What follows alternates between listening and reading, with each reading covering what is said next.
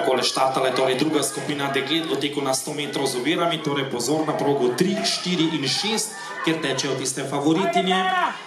Zaenkrat na četrti progi prepričljivo najhitrejša, najboljša Ivana Lončarek iz Ljubljanskega masa 13:45 in res ugoden veter, plus 1,3 metra na sekundo je pihal veter v tekmovalkam v hrbet v tej drugi skupini.